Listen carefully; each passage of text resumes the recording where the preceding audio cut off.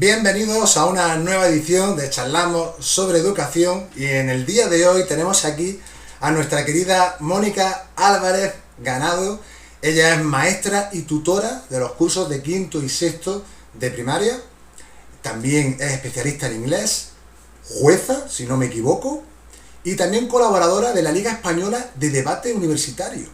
Y ahora autora del libro de literatura no infantil y juvenil, La Brigada Mariposa.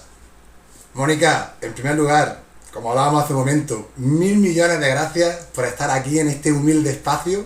Y en primer lugar, como siempre digo, buenas tardes y ¿cómo estás? ¿Cómo te encuentras? Buenas tardes y no, gracias a ti por querer tener esta charla conmigo.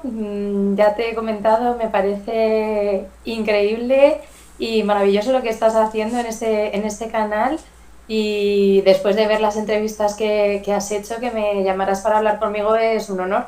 Así que muy honrada de que hayas querido tenerme junto a todos esos profesionales de los que yo también aprendo tantísimo, ¿no?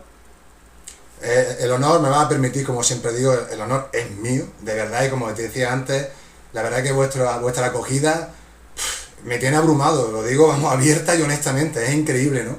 Y el tener la oportunidad de hablar con profesionales de educación, como en este caso es el tuyo, pues a mí me hace mucha ilusión, yo soy así, que lo digo, me hace mucha ilusión y tengo que decirlo.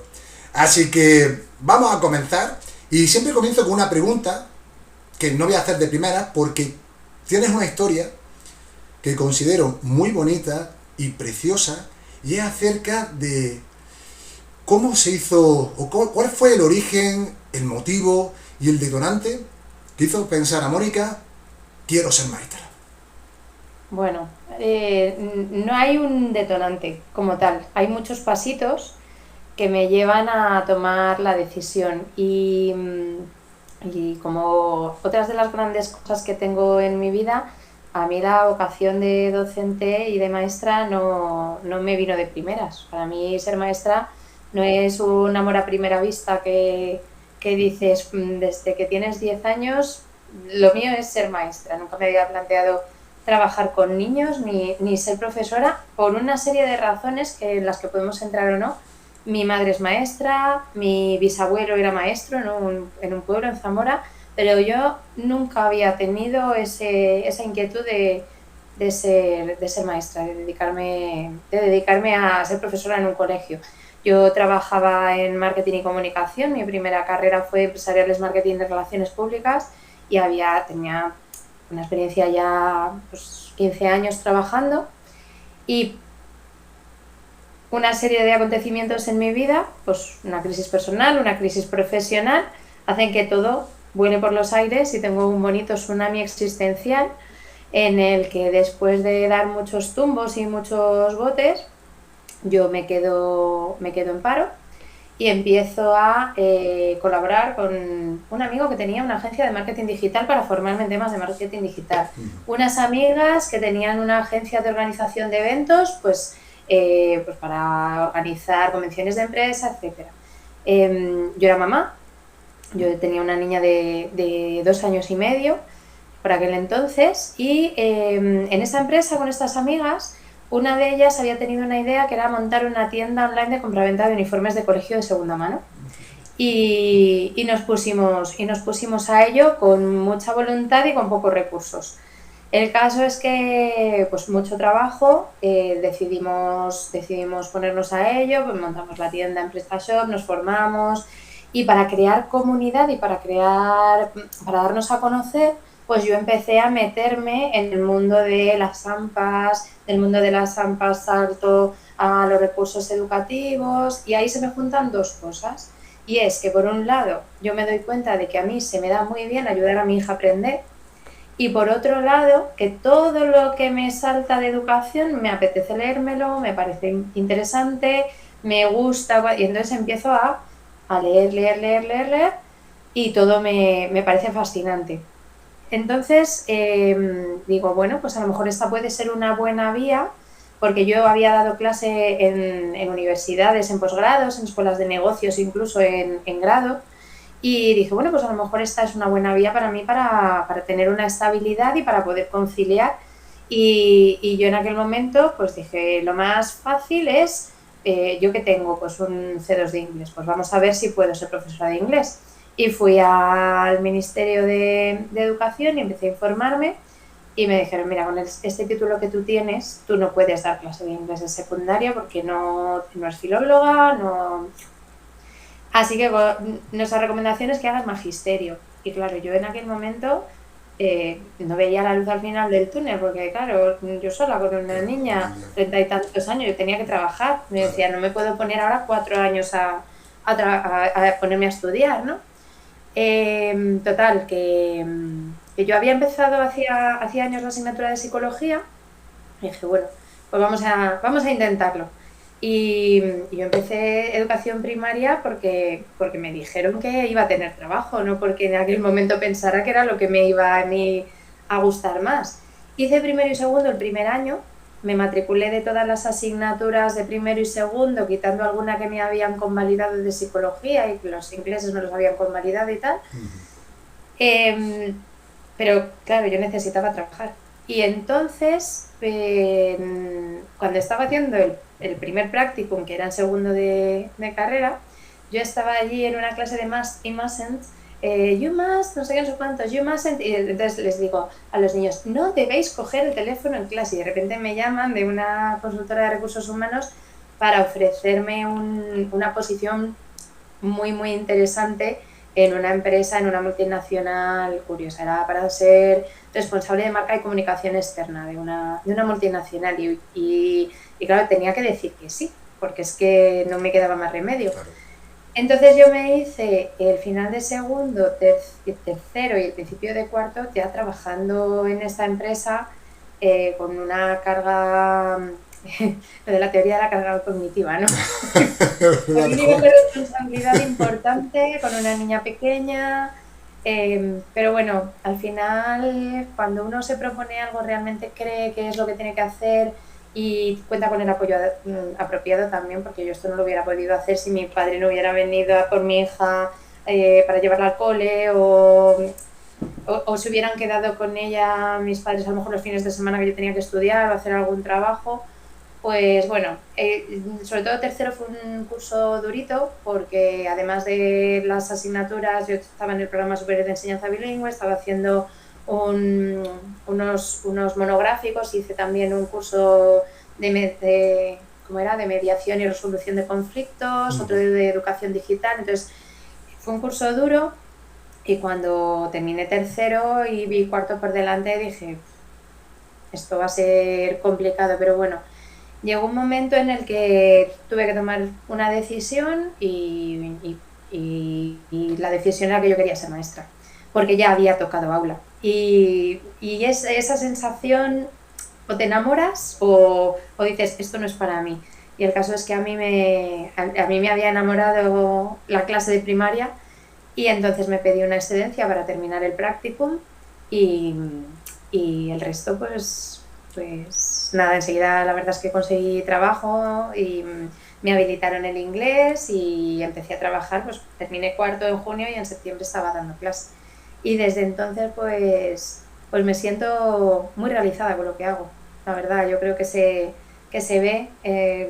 Yo soy bastante, me callo muchas cosas, pero soy bastante transparente en lo que transmito y creo que se nota que me encanta lo que hago. De hecho, por empezar por lo último, uno de los motivos por los que estás aquí, y lo hablábamos antes, ¿no?, fuera de grabación, y es porque, aunque hablemos a través de las redes sociales, creo que hay algo, y siempre lo digo como una energía, un halo, no quiero parecer místico, ¿no?, pero entendedme lo que quiero decir, ¿no?, en el que, por lo que la gente comparte, por su manera de expresarse, dice, ostras, no sé cómo, percibo esa pasión, esas ganas, esa ilusión, que como tú bien decías, tampoco parte de un flechazo inicial. De hecho, fíjate que creo que has señalado puntos muy importantes, ¿no? El hecho de una crisis, yo te decía detonante y coincido contigo que no es un detonante. Cuando me refiero a detonante es cuando llega ya el momento, cuando ha pasado todo ese proceso, cuando dices, ostras, me quiero dedicar a esto, o al menos quiero intentar, ¿no?, dedicarme a esto. Y luego, sobre todo, aparte de la teoría cognitiva de la que tú hablabas, también un poco, y ya mencionamos a Juan, que también sabes que está siempre en casi todos los vídeos, Hola, Y es Juan. que la motivación, o sea, la motivación nace, entre otras muchas cosas, ¿no? Cuando realmente alguien aprende. Y cuando uno aprende, yo lo relaciono con que te sientas competente. Como en tu caso, que haces algo y si te da bien. Oye, aquí tengo habilidades, tengo destrezas, tengo capacidades. Y eso digamos que es también otra de las variables que te llevan, ¿no?, a tomar esa decisión, ¿no? O sea que fíjate un poco, ¿no? En esta historia pues se puede un poco sacar ese tipo de conclusiones que al final requieren también pues de un proceso de introspección, de reflexión profunda y de pararte en este mundo tan voraz y tan veloz al que vamos, ¿no? Vertiginoso, sí, sí. Respira un poquito y siéntate bien, qué es lo que quiero hacer, pros, contras, y que sabes que, bueno, al final, en base también a las circunstancias que tenga cada persona, pues requiere de un esfuerzo, digamos, ¿no? Y ahora sí, pasamos a la pregunta inicial que siempre hago a todas las personas que pasan por este canal, y es la siguiente, Mónica. Bajo tu punto de vista, ¿qué cualidades crees que debe tener un buen o una buena docente? Pues mira, te voy a contestar con una reflexión que yo hago siempre a final de curso y no la hago como docente, sino como alumna, porque yo soy alumna, a mí mi hobby es bailar y hago deporte también y entonces cada vez que hago un curso con un profe nuevo o termino mi curso del deporte que yo hago y digo, ¿por qué yo quiero seguir aprendiendo y por qué yo quiero seguir haciendo esta disciplina? ¿No? Y siempre encuentro varios elementos en común. El primero es que esa persona domine lo que está impartiendo, lo que quiere que los alumnos, en este caso las alumnas, aprendamos. Tiene que saber mucho de lo que él está enseñando. La segunda es que domine la didáctica, que sepa explicar, que sepa los errores más comunes, que los anticipe o que cuando los detecte en el momento en el que se están dando y haga las correcciones adecuadas.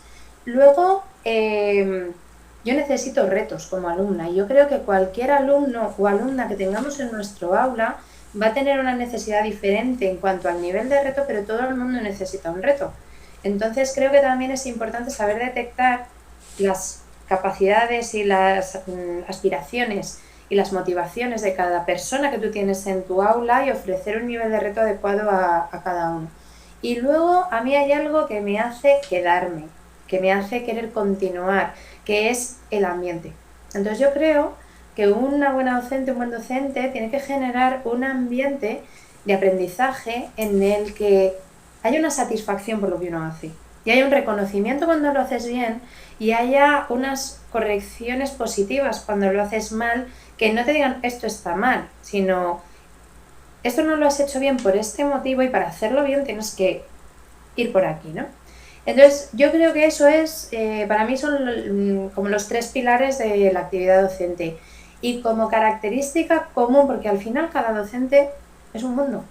Yo tengo mi manera de dar clase y mi compañera de al lado tiene otra y mi compañera de al lado tiene otra y cada persona tiene su toque y su manera de ser y desenvolverse en el aula y de trabajar. Pero yo creo que hay algo que sí que debería ser común, que es esta frase tan famosa de John Cotondana, que quien se atreve a enseñar no se puede permitir dejar de aprender, ¿no? Entonces yo creo que sí que tiene que haber una pasión por el aprendizaje. Yo soy una yonki de aprender y a mí me fascina aprender y creo que eso me hace buena maestra.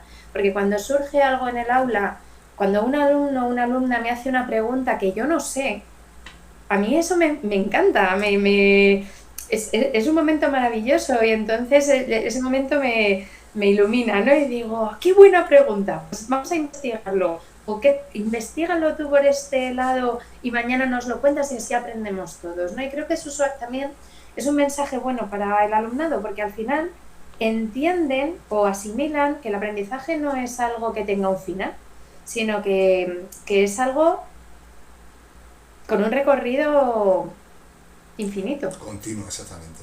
Mm.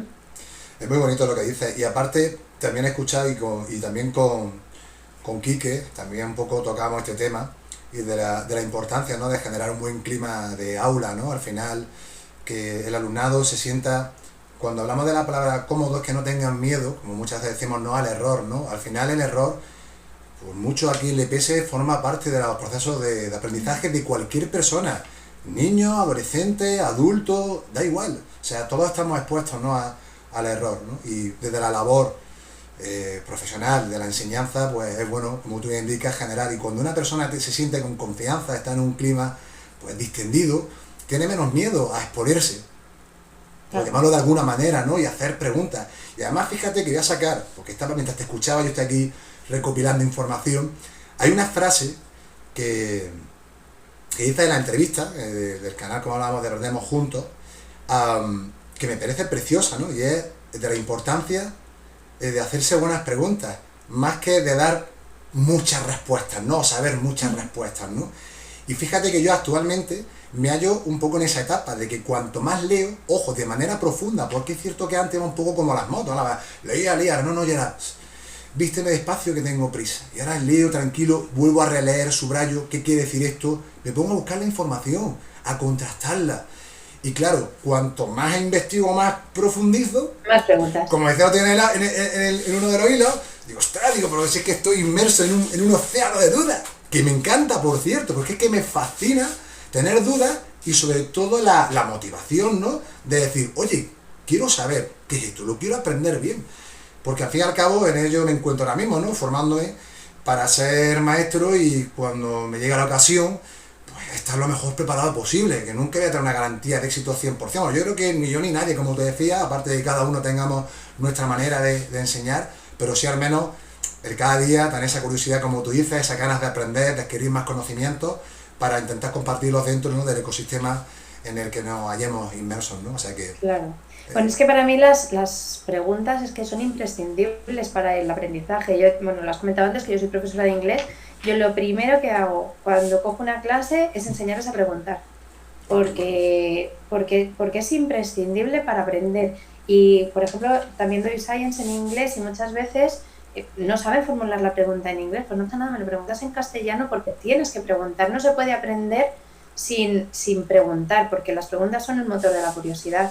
Y hay dos tipos de preguntas en clase. Son las preguntas de no he entendido el contenido, explícamelo otra vez, y esas son las que normalmente dan miedo, porque pues además las suelen hacer personas que tienen un autoconcepto pues un poco medio y que piensan que si preguntan pues los demás van a pensar que son tontos y tal. Y yo eso ahí, a mí me gustó mucho la infografía que hiciste sobre el error, escribiste error. A mí me gustó mucho porque yo creo que es fundamental, básico, crear un ambiente de confianza para preguntar. Dicho esto, explicas algo, explicas la segunda condicional en inglés, ¿no? Y todo es así. Dices, ¿se ha entendido? Y todos. Y entonces, en vez de preguntar,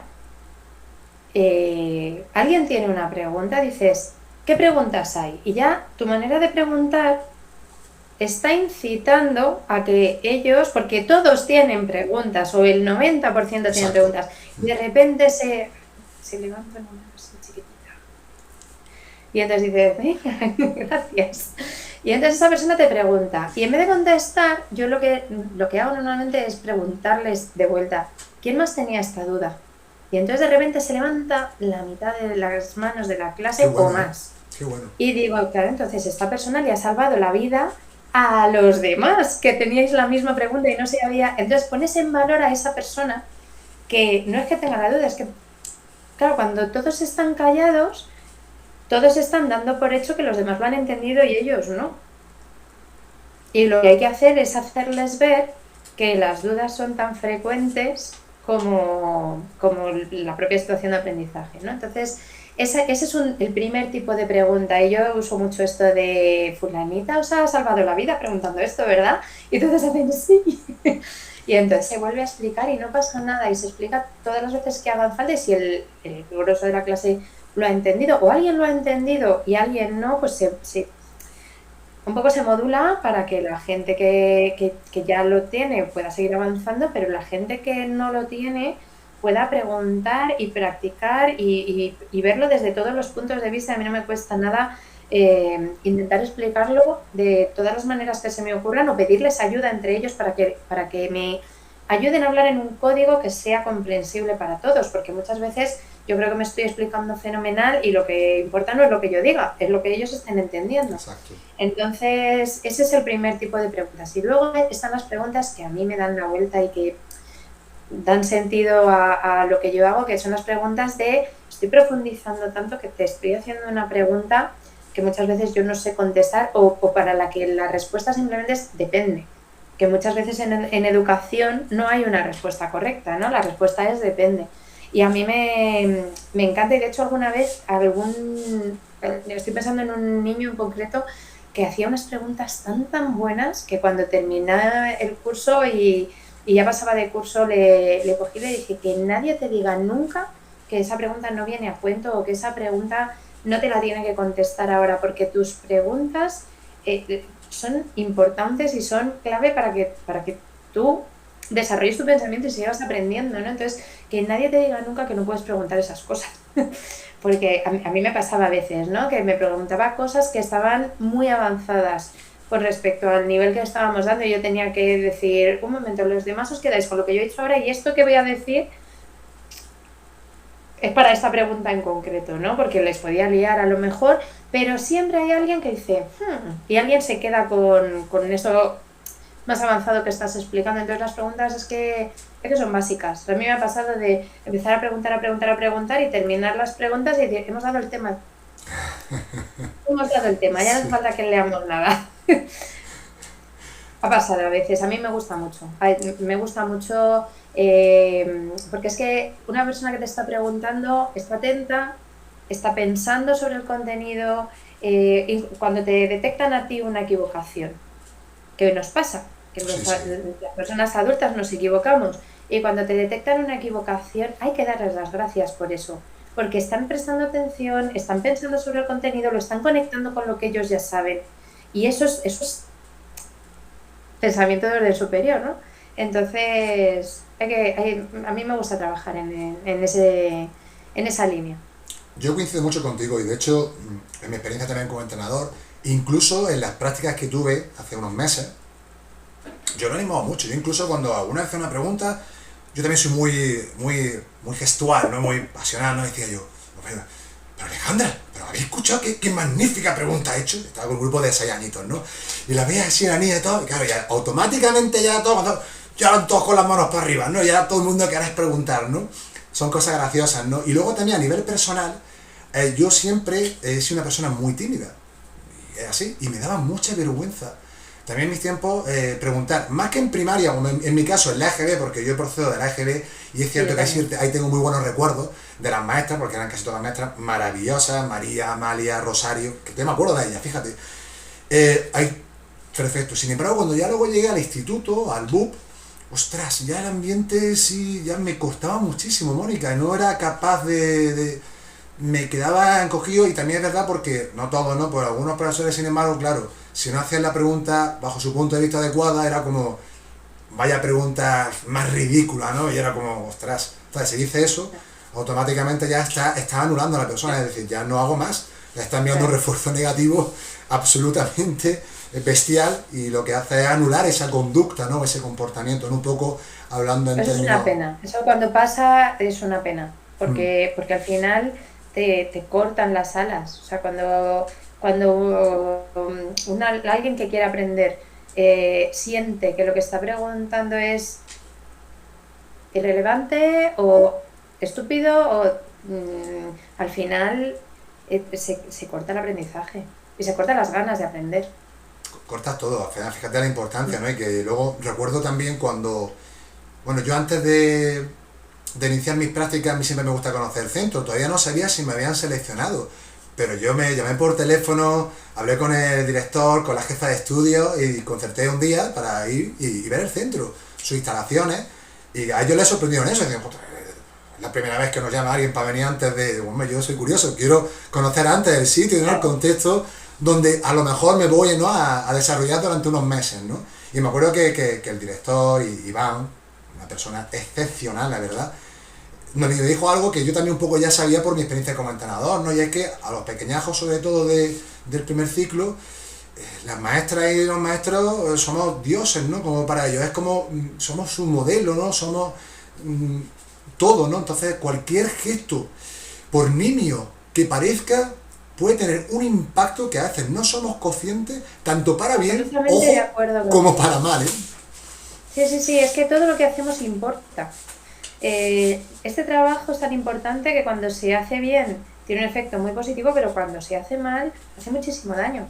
Entonces, sí, efectivamente, y muchas veces tienes razón en lo que has dicho, no somos conscientes. Si tú piensas que estás motivando y el niño se está quedando con una parte que a lo mejor le has dicho, esto está fenomenal, pero tienes que mejorar esto y solamente se queda con eso. Entonces, hay que hacer mucha escucha activa, ver Sí, si ellos han entendido lo que tú querías transmitir, eh, que ellos reformulen, porque es verdad, y cuanto más chiquititos, o sea, yo he sido tutor en primero, en segundo, he dado clase en toda primaria y para los chiquititos es que eres, vamos, y lo que tú dices va mucho más allá de lo que dicen su propio padre y su propia madre.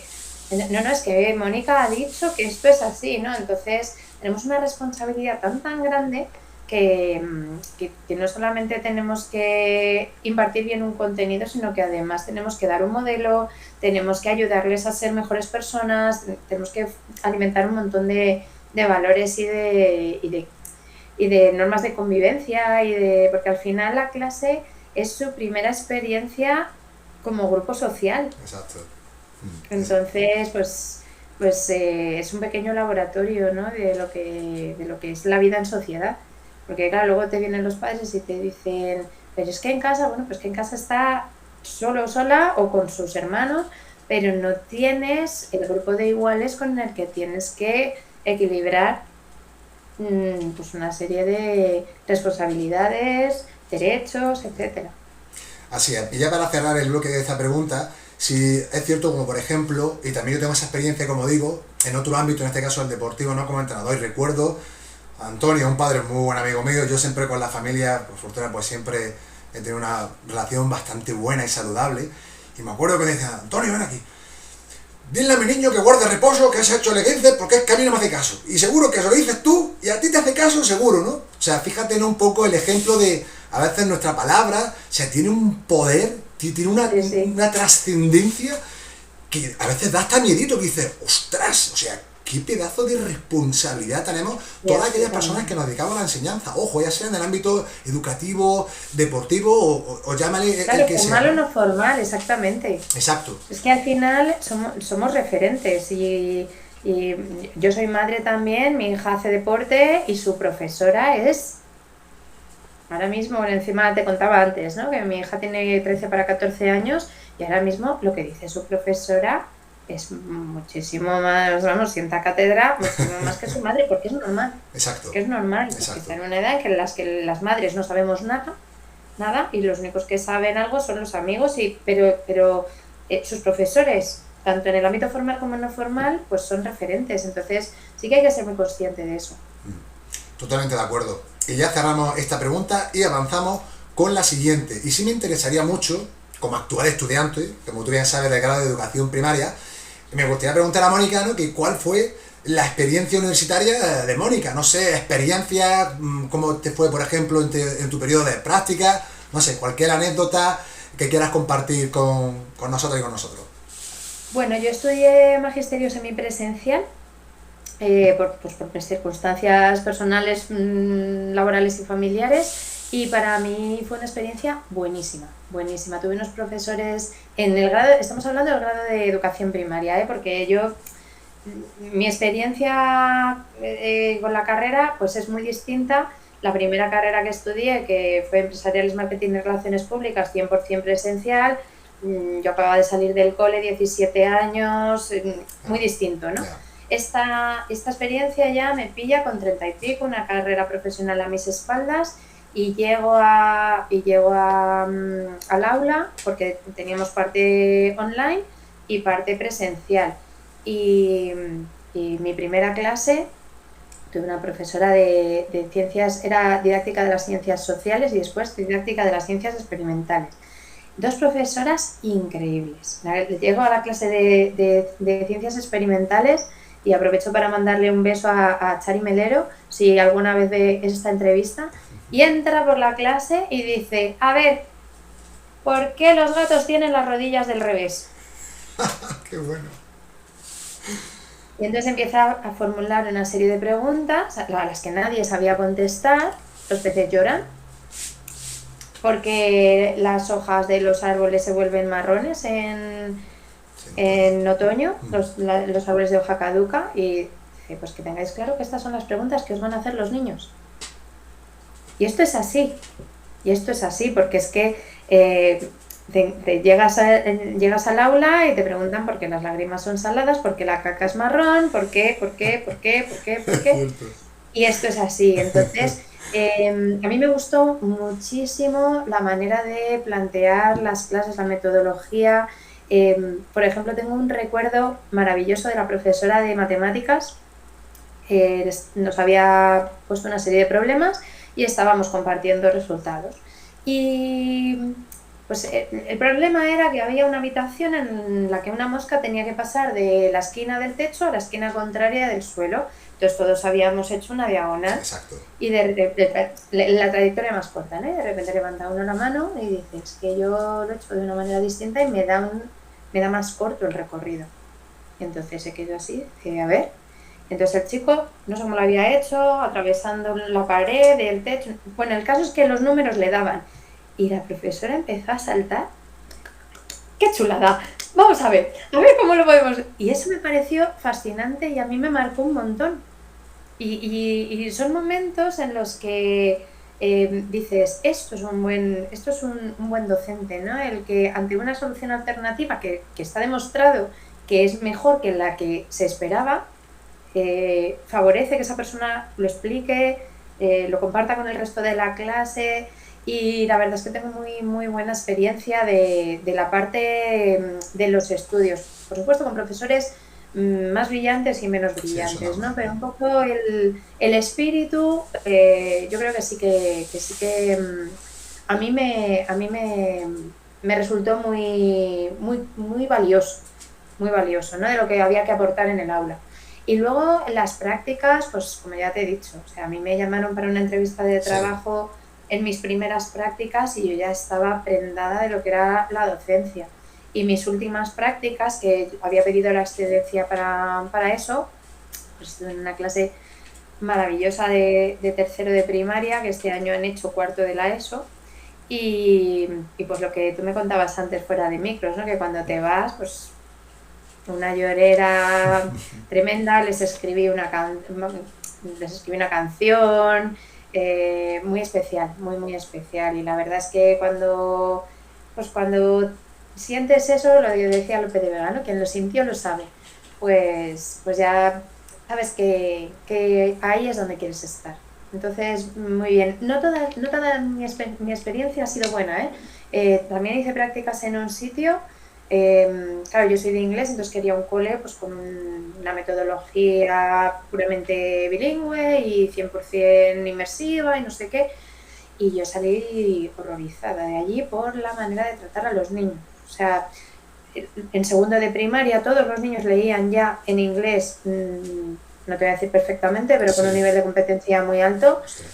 Pero la tensión que se vivía y cómo se gestionaba el conflicto. Allí había que dar 2 páginas del libro por clase, sí o sí, pasara lo que pasara.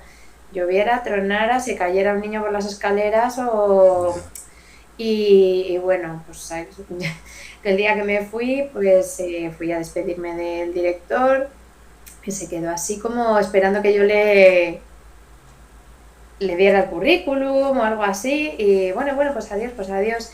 Y se quedó así un poco pillado, ¿no? Como, ¿qué ha pasado aquí, no? Esto... No, gracias, ya nos vemos, ¿no? O sea, ni aunque me lo hubieran puesto en el portal de al lado al colegio, a nivel de comodidad, de logística y tal, no hubiera querido trabajar ahí por nada del mundo. Yo creo que uno también encaja en un proyecto o no encaja. Entonces, yo donde estoy, porque en el colegio donde hice esas prácticas que te decía, con esa clase maravillosa de tercero de primaria, es donde yo trabajo actualmente, y es el Colegio Patrocinio de San José, y yo es que estoy encantada de donde trabajo, porque hay un proyecto educativo y hay una manera de tratar a las personas que para mí está por encima de otras cosas, porque el contenido tardarán más o tardarán menos en cogerlo, pero si hay un ambiente adecuado de aprendizaje, al final lo van a coger. Pero ahí las personas somos mucho más, ¿no?, que solamente los contenidos, y sobre todo en primaria. Sí. Sobre todo en infantil y en primaria. Infantil ya lo hemos hablado también, que el trabajo de las maestras de infantil, y por favor que se sientan incluidos los compañeros, el trabajo de las maestras de infantil a mí me parece lo más importante que hay en esta sociedad. O sea, tenemos una sociedad que tendría que besar el suelo por el que pisan las maestras de infantil, porque lo que hacen es brutal. Fundamental, son las raíces de lo que luego vamos a tener. Entonces... Así es. Y te quería hacer esta preguntilla también, en relación a tu experiencia universitaria, porque yo en la mía, yo tengo muchas. Te voy a decir dos. Una de ellas, y a veces lo he hecho público por la red, ¿no? Y es que en ocasiones, no en todas, como siempre, ya sabes tú que esto es, y tú muy bien lo has indicado antes, y yo también hago mucho acopio de nuestro querido Pau Danés, ¿no? Y de su canción, ¿no? Depende. De según cómo Depende, se mire, sí. todo depende, ¿no? Entonces, Exacto. cuando yo hablo, siempre reitero, hablo bajo mi experiencia, seguramente subjetiva, sesgada, contextualizada en un lugar determinado. Exacto. Que no es general a lo que pueda pasar en tu centro, en el de tu amigo, en el de tu compañero, de tu prima. Entonces, claro, yo voy a donde yo me ubico, que dentro de donde yo me ubico también hay más clases, hay también más profesores y más profesores. Pero dicho esto, voy a lo que voy. Echan falta muchas veces el feedback efectivo, es decir, el feedback efectivo. Hacemos una gran cantidad de trabajo, la gran mayoría de ellos grupales, los terminas y te dan una nota calificativa. Y yo digo, pero si sacas, vamos a decir, un 9 o un 10, a la mayoría les da igual. A mí personalmente no, aunque tenga un 9, decir, ¿dónde he fallado? ¿Qué puedo mejorar? Necesito ese feedback, pero porque... Pero es que aunque tengas un 9 o un 10, o sea, yo te voy a poner un ejemplo. En mi trabajo de fin de grado me dan la nota y tengo un 9,8. Ajá. Y le digo, claro, yo le escribí a mi tutor y le dije, ¿y qué me ha faltado? Claro. ¿Qué me ha faltado? Exacto. ¿No?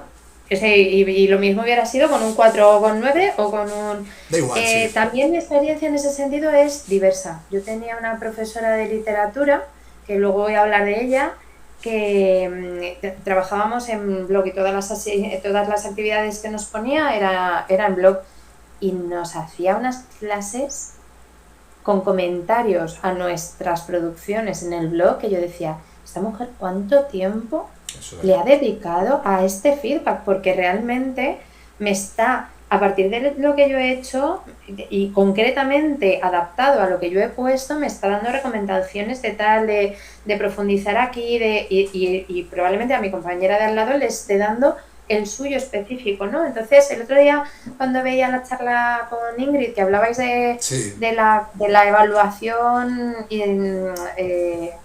cualitativa, que no personalizada, decía ella, bueno, pues claro, es mucho más valiosa la personalizada, pero yo creo que sí que se puede hacer cualitativa, y sí que he tenido, bueno, es que he tenido de todo, pero sí que tengo casos concretos de evaluación con un feedback súper desarrollado y adaptado a lo que estábamos trabajando. Entonces, al final tú aprendes de lo que no te gusta y de lo que sí. Claro. Sí, yo ya te digo, es un poco, y toda esta crítica nace precisamente de lo que leo, ¿no? De lo que leo de vosotros, de tal, digo, bueno, ¿qué falta aquí, no? También es cierto, como digo, para hacer honor a la verdad, de que también en nuestras facultades disponemos también, y lo voy a hilar con la siguiente pregunta, es las tutorías. Es decir, que sí es cierto que si tenemos algunas dudas, pues hasta que solicitamos la cita y el docente pues nos va a atender adecuadamente, ¿no? Pero sí es cierto, como te decía, a veces he hecho un falta un poco, ¿no?, ese feedback ante determinadas circunstancias que nos ayuden, ¿no?, a detectar, aunque también es cierto que tú te puedes autoevaluar cuando ya tienes determinada experiencia o ya has avanzado un poco. Tienes una madurez como alumno. Claro. En la materia. Los niños muchas veces no tienen esa capacidad. Claro, entonces sí. Yo en mi caso, bueno, más o menos digamos que me puedo buscar la vida por mi inquietud y porque me pongo a leer y por todos lados y busco buenas fuentes, ¿no? Pero sí es cierto que no pienso solo en mí, claro, yo también pienso en todas las compañeras, todos los compañeros que hay, que a veces, claro, yo tengo ya una edad, yo ya me dicen ahí casi papito, ¿no? Sí, cariñosamente, los veo a muchos perdidos, ¿no? Y me nace ese sentimiento de, oye, que tenéis aquí a un puñado de alumnado que están así, como, oye, entonces, claro, es la que a mí, es la parte que a veces pues digo, creo que se puede mejorar, pues también entiendo de que la ratio también de algunos es muy elevada, es como te decía, ¿qué tiempo no echaría tu profesora, ¿no? Para dar ese feedback de tan suma calidad, ¿no? Tan personalizado. Aquí entran otras cuestiones que, bueno, ya son más personales, creo yo, ¿no? Que son la implicación, en fin, un poco el esfuerzo, el querer atender de manera adecuada y, bueno, que como te decía, pues que depende también mucho de cada uno, de cada una, ¿no? Y ya un poco para seguir, como te decía, de la acción o de la parte tutorial, la siguiente pregunta es la siguiente, ¿no? ¿Qué opinión, ¿no? tienes tú de la acción tutorial y cómo la desarrolláis a cabo en tu centro? A ver, hay un plan de acción tutorial como tal, de centro, pero luego, claro, cada aula es diferente y cada grupo es diferente y tú eres entrenador y tú sabes lo que es gestionar un equipo y ahí no es tan distinto, no es tan diferente. Yo muchas veces cuando he empezado el curso, sobre todo cuando daba extraescolares de inglés, yo les ponía una foto de Scariolo con la selección alrededor y decía, es que Scariolo no va a meter las canastas y no va a correr. Los que tienen que correr y meter las canastas son los jugadores, pero va a haber una cabeza que va a diseñar la estrategia, que va a tomar decisiones con los datos que tiene, porque bueno, tú lo sabes, ¿no? Lo que se trabaja Scouting fuera también, personal, en fin, análisis de jugadas, diseño de estrategia, táctica. Estudias al rival tal cual, o sea, cómo te plantee el partido. Conoces perfectamente las características de cada uno de tus jugadores porque cada uno tiene un papel diferente. Exacto. Y tiene unas habilidades y unas debilidades distintas. Les tienes que colocar en el lugar adecuado y unos un día tienen un día más iluminado que otros. Entonces, al final, es gestionar un equipo y cuando tú gestionas un equipo gestionas muchas circunstancias. No gestionas solamente el intelecto, gestionas en una clase, pues cada niño es un universo porque tiene una familia diferente, un contexto sociocultural diferente, unas capacidades diferentes, unas motivaciones diferentes y eso no es estático además, o sea, sobre todo el tema de las motivaciones y los intereses. Y un día pues están deprimidos porque se han peleado con una amiga y ese día no dan pie con bola o están preocupados porque tienen a su gatita en el veterinario. Y hay que gestionar muchísimas variables. Entonces, para mí la acción tutorial son como tres anillos, ¿no? El del individuo o la persona, que es el niño o la niña en concreto, luego el grupo, la gestión de las dinámicas del grupo, la creación de un clima, como que hablábamos antes, de aula adecuado, la creación de un buen sentimiento de pertenencia, de un respeto y un aprecio entre los distintos componentes, que no todos tienen que ser amigos, pero sí todos se tienen que respetar. Eso es muy importante también, porque cada uno va a tener sus afinidades con unos con otros, pero nadie puede faltarle al respeto a nadie y eso es una línea roja. O sea, para mí yo tolero todo menos la intolerancia y las faltas de respeto, entonces eso sí que son líneas rojas que se trabajan en positivo, pero cuando hay que cortar de raíz una situación, hay que cortarlas. Hay que trabajar muchísimo la gestión del conflicto. Bueno, por ejemplo, me dices, ¿y tú qué haces tal? Pues yo les doy herramientas a mi alumnado para que sepan ellos gestionar los conflictos por sí mismos. Entonces se les hace... Este es la típica conversación del Día de la Paz, ¿no? ¿Qué hacemos? ¿Coloreamos palomas o realmente trabajamos en un taller de resolución de conflictos que les ayude a identificar problemas en la comunicación, problemas y los intereses contrapuestos, estrategias de escucha activa, de cómo podemos solucionarlo, ¿no?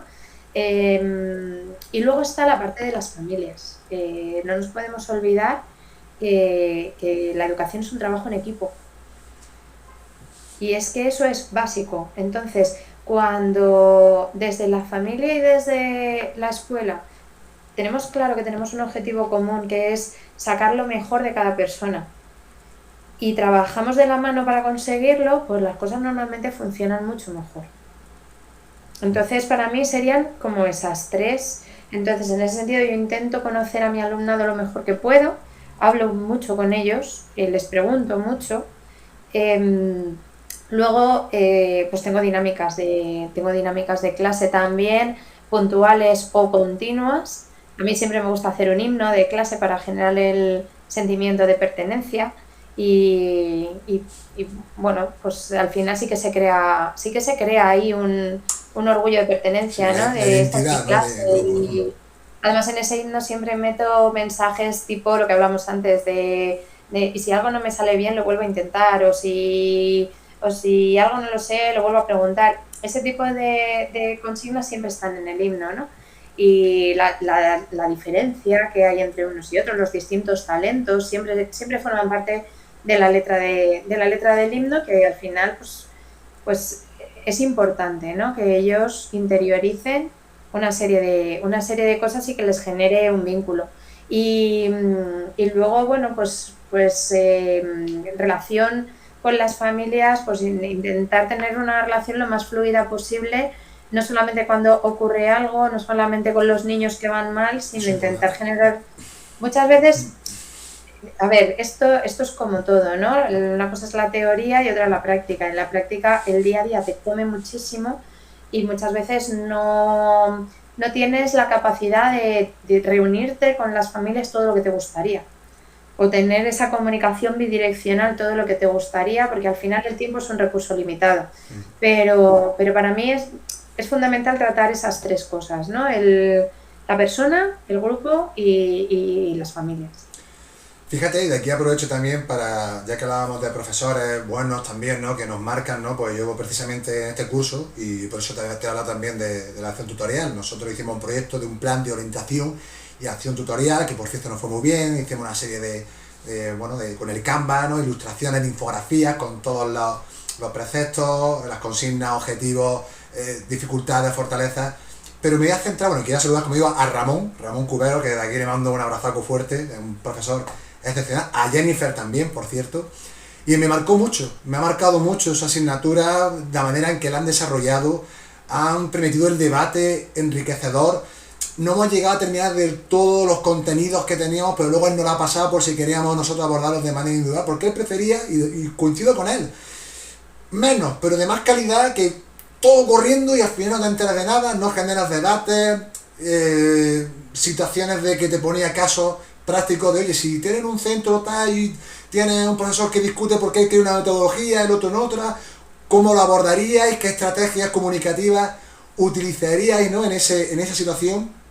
Y quería hacerlo aquí, por mi mención, porque ha sido una experiencia sensacional y sobre todo te has dado cuenta de que es fundamental. Tú bien lo dices, es muy complicado porque son una cantidad de variables que entran en juego tremendas, pero eso no exime de que el centro ponga líneas en común, como tú dices, criterios, anticiparse en base a la información que tenga de otros años a las posibles casuísticas o problemas que haya que resolver, no afrontar. Y luego termino, la familia. Aunque hay mucha gente que se queja, familia, no te metas, es verdad, pero yo creo que son las menos. Es verdad que hacen mucho ruido, son las menos. Pero la gran mayoría, y te hablo, y permíteme, mi experiencia como entrenador, que también trata mucho con la familia, como te decía antes, mi relación ha sido muy buena. Pero también, ¿por qué? Porque le he prestado atención, dentro de la medida de mis posibilidades. Informes de cómo trabajas con ellos, les das feedback de cómo va el proceso, oye, cómo se encuentra. A mí me han ayudado a la familia a veces a descubrir qué es lo que le pasa a su hija o a su hijo. Porque tiene un día, lleva una racha, no juega bien, como tú decías antes, que no está un día más iluminado, menos iluminado, pues ya es que las personas no están tan iluminadas. Y yo a veces no tenemos la capacidad, o sea, no somos aquí, no sé, adivinos, ¿no? Que tenemos la bolita mágica, sí, tú puedes intuir ciertas cosas, pero no todo, y más cuando son tantos niños y niñas, ¿no? Entonces las familias hay que integrarlas, hay que hacerlas partícipes, como tú bien decías también antes, con sus roles, personas, grupos, pero tienen que estar dentro de ese pack, porque es que sin ellas, de verdad, aunque haya gente que diga que no, yo es que lo he vivido, ¿no? Y no te digo que lo mío es solo bueno, pero yo sí abogo y por supuesto defiendo el papel fundamental que tiene la familia en el ámbito educativo. No, es que es imprescindible. Yo, bueno, ya lo hemos comentado, yo he sido maestra después que madre y que posiblemente eso determine mi manera de entender lo que es la educación en todos los aspectos. Y es que una niña o un niño es un ser único con distintas facetas en su vida, pero es que la influencia familiar, la influencia del colegio, la influencia del entorno es, modelan lo que es.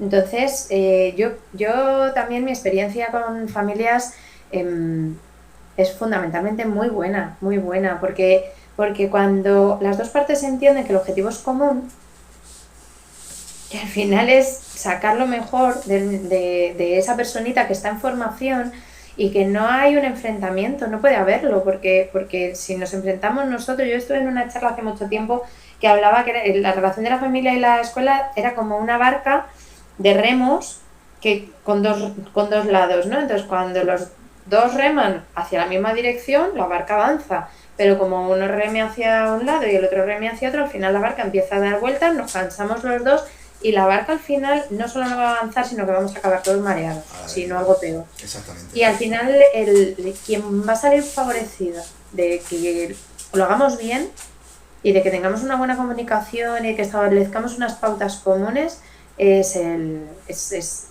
alumno o la alumna. Y en ese sentido es que de verdad que funciona. Cuando tú dices, vienen familias a plantearme que les pasan cosas, eso a mí me ha pasado mucho, pero al revés también, porque nosotros estamos un montón de horas con ellos. Y dices, es que yo estoy viendo que a lo mejor esa madre o ese padre no se habían dado cuenta.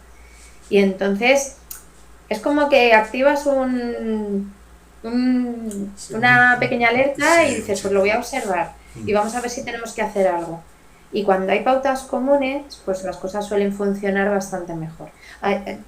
Ya te digo que mi relación con las familias, y cuando yo alguna vez he tenido que llamar a una familia y decir, os voy a decir una cosa delicada, pero yo creo que está pasando esto, normalmente la respuesta siempre ha sido muy buena.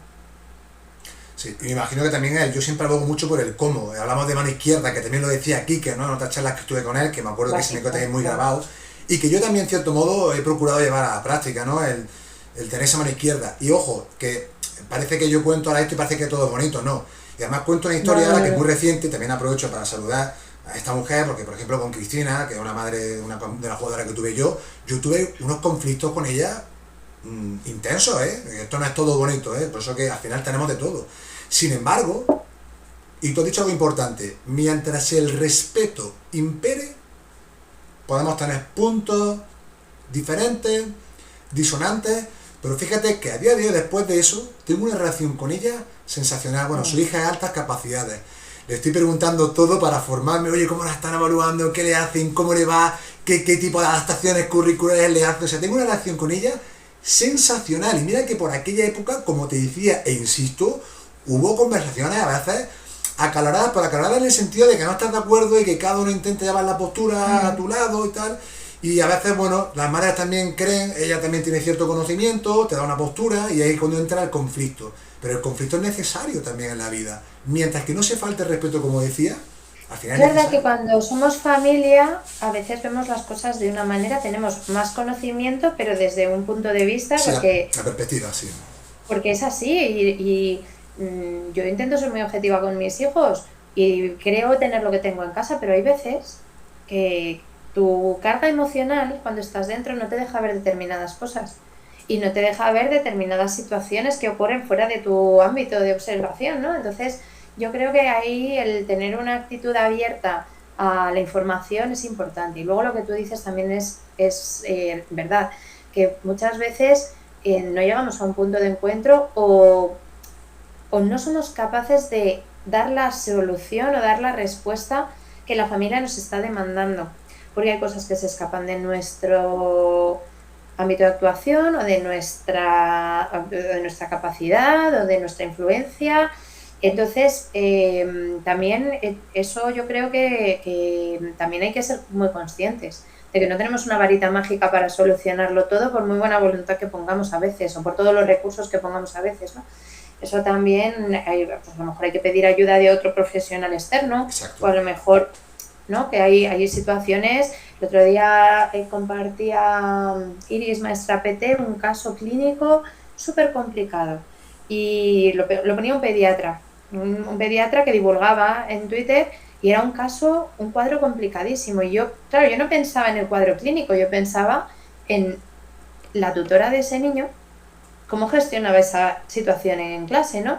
Y claro, esos síntomas y ese comportamiento se escapaba con mucho de cualquier dinámica, cualquier educación en valores, porque ahí había un trasfondo médico, ¿no? Entonces, pues también hay veces que llegamos hasta donde llegamos y hay que ser consciente y hay que pedir ayuda donde hay que pedirla. Así es, coincido totalmente contigo. Y aparte eso denota también una humildad. Es decir, oye, pues si algo que no en ese momento no tengo la capacidad o porque te estoy cansado, no tengo la herramienta en ese momento también que pasa muchas veces para dar una respuesta determinada ante una solución problemática, oye, respirar tampoco, porque yo también te digo que soy mucho de los que me he fustigado porque soy muy autoexigente conmigo mismo, he de reconocerlo. Y también aprendí un poco a autocuidarme, decir, oye, no pasa nada si algo en el momento no eres capaz de desarrollarlo. Pero la gente sí valora, y lo digo de verdad honestamente, por lo menos tu predisposición, tu actitud, tu atención. Aunque a lo mejor no le des la solución primera, pero al menos que les prestes su atención. La gente necesita también ser escuchada y a veces, como tú decías antes, nos falla mucho esa capacidad de escucha. Vamos rápido y todo, no, vamos a pararnos un poquito, vamos a escuchar y a veces la simple escucha ya libera y te Sí, permite afrontar esas situaciones desde otra perspectiva, desde otra posición, quizás con una apertura mayor, ¿no? Ya te digo que todo esto también en base a mi experiencia personal y también un poco a la literatura que leo, porque bueno, los últimos años soy un gran lector y también un poco nos indican ese tipo de situaciones, digamos, que están relacionadas con la gestión de las familias, ¿no? Y bueno, como decía, porque a veces para nosotros se me ha dicho Sofía, sí, Cristina Sofía, que desde aquí, porque son madre e hija, apañada, besazo enorme para ella. Y pasamos, ya estamos casi en la recta final, Mónica, y ahora sí, me encantaría, por supuesto, que nos hablases de tu libro, La Brigada Mariposa, que creo que se encuentra dentro de la literatura infantil y juvenil. Voy a dar pequeñas pinceladas porque tú eres, por supuesto, la protagonista, pero digamos que hablas de una adolescente de unos 12 años aproximadamente, ¿no? Que confluye entre dos vertientes, ¿no? Una gran creatividad y luego, por otro lado, tiene ese comportamiento propio de la adolescencia, ¿no? Un poquito más cruel, ¿no? Hacia los compañeros, pero que en el desarrollo de una serie de circunstancias que creo que pueden ser, que les puede pasar a una parte importante del final de los adolescentes o de esa famosa etapa, pero que acaban, digamos, con una serie de hechos, de situaciones que dan un final, digamos, feliz dentro de la complejidad que anida, ¿no? En el mismo. Así que somos todo oídos, así que cuéntanos un poquito de qué versa bueno, tu libro. sí, a ver, esto de que es un final feliz es un poco destripar la historia, pero, pero bueno, es público porque la reseña que hay en internet, si buscas el título La Brigada Mariposa, pues ya te cuentan un poco que acaba bien. Y yo creo que eso en parte se ha hecho premeditadamente porque el tema es duro, el tema es muy duro. Bruno, como tú dices, es un chaval pues muy inteligente, muy talentoso, pero que va metiéndole en el ojo a todo el que tiene alrededor. Y tiene un sentido de la justicia muy, muy propio. Y bueno, pues es un personaje que a mí me lo inspiró un niño que conocí en una sustitución que hice un día en el aula de una compañera. Y de verle dije, aquí hay algo que no se está viendo de este niño. Entonces, bueno, pues este niño genera un problema en el colegio, no vamos a decir tampoco más, le expulsan y no vuelve porque está malito. Tiene una enfermedad grave y entonces el libro trata de cómo sus compañeras eh, deciden mover todo lo que está en su mano pues para ayudarle. Entonces es un libro que tiene un argumento que va en torno a la leucemia infantil, por eso decía que es un tema muy duro que a priori puede echar para atrás y por eso ya sabemos que no va a acabar mal, pero que en realidad no habla de la enfermedad, en realidad de lo que habla es de cómo las niñas y los niños pueden cambiar las cosas cuando creen en una causa y cuando les damos el apoyo necesario para hacerlo. Es un libro que está contado de una manera especial, que cuando la gente lo lee, pues de repente hace, ¿qué ha pasado aquí? En un momento dado del libro. Y es un libro, una novela, se recomienda a partir de 12 años. También es verdad que todos los adultos, las personas adultas que la han leído me han escrito diciendo que habían necesitado la caja de Kleenex al lado, que se habían reído, que habían llorado y que habían pasado por toda la gama de sentimientos posibles. Pero es un libro que desde el punto de vista educativo, pues yo creo que tiene bastante recorrido y trata muchas cosas, trata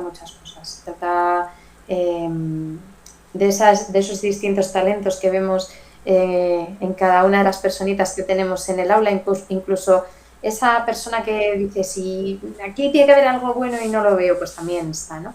Y bueno, pues está disponible en cualquier plataforma, yo creo que se pueda imaginar, desde todostuslibros.com, que es la asociación de librerías, Agape, la Casa del Libro, el Corte Inglés, la FNAC. Por supuesto, en la web de Bruño tienes toda la información. Y bueno, pues espero que guste mucho. Es un libro que además con su compra ayuda a la Fundación Leucemia Linfoma. La editorial dona una pequeña cantidad a esa fundación y con mucha ilusión, porque antes hablábamos de esa profesora de literatura tan maravillosa que nos escribía clases completas en los comentarios que hacía nuestras entradas de los blogs. Pues ella nos propuso como ejercicio creación literaria. Entonces tuvimos que escribir un cuento, tuvimos que escribir una poesía, tuvimos que escribir una obra de teatro.